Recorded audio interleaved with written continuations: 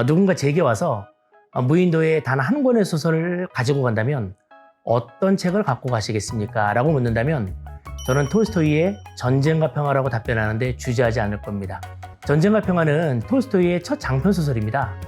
톨스토이가 36에 쓰기 시작해 6년에 걸쳐 쓴 대작입니다.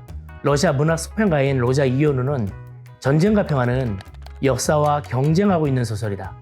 소설이라는 장르를 초과하는 기념비적인 작품이다. 라고 평가했습니다. 그렇습니다.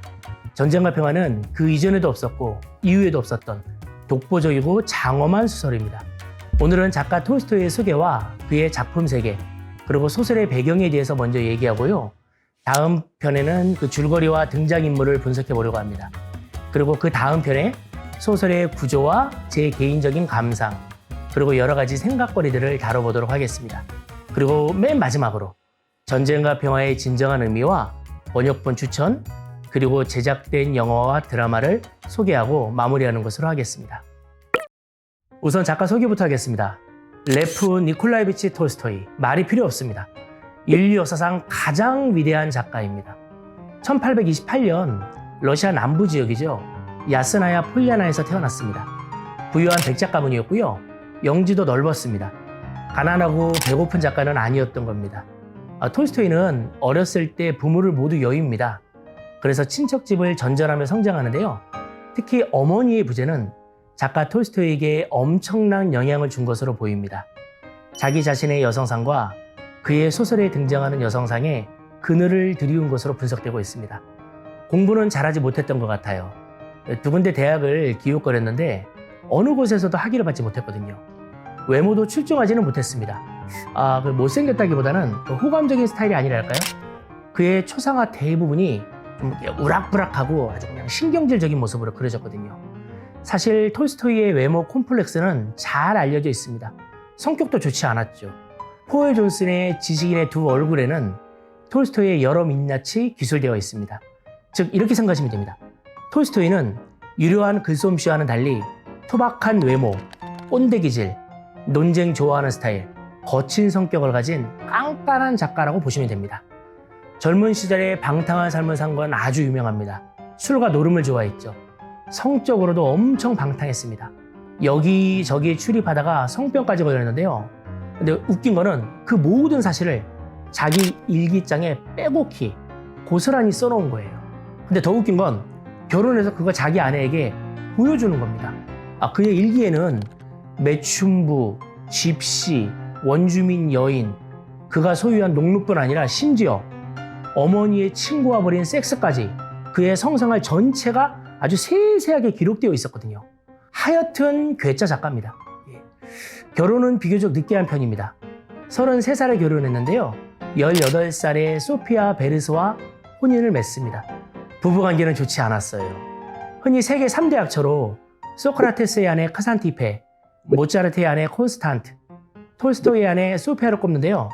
톨스토이 부부는 여러 기록에서 결혼 생활이 아주 끔찍했다고 둘 다 고백하고 있습니다. 근데 자녀는 13명이나 나왔어요.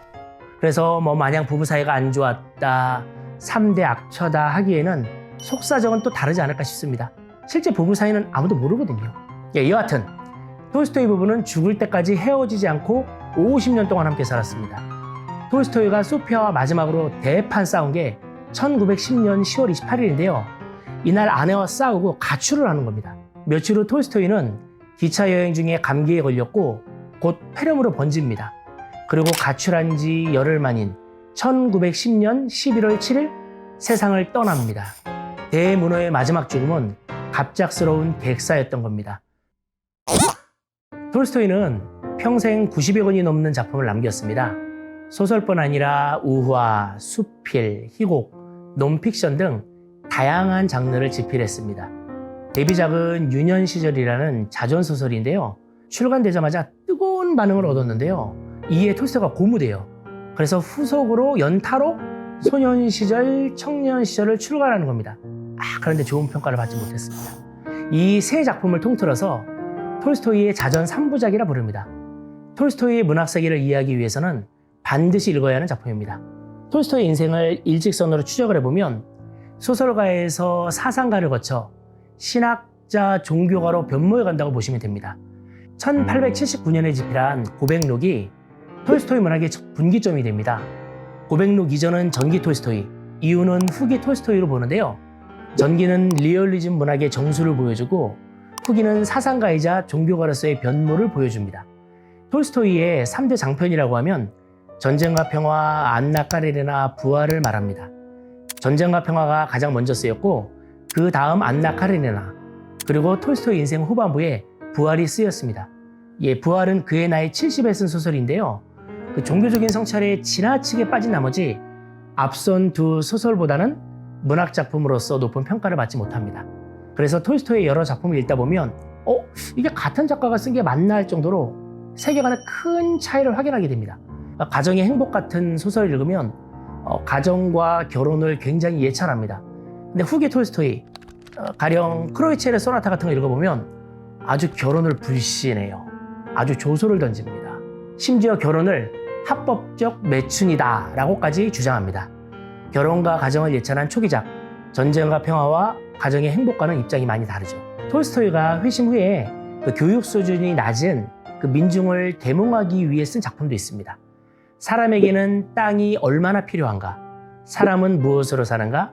두 순례자, 바보 이방 같은 짧고도 교훈적인 우화들이 여기에 속합니다. 그 두껍고 유명한, 여러분 잘 아시죠? 인생 독본도 톨스토이의 말년에 쓴 것으로 계몽적인 의도로 간행된 작품입니다.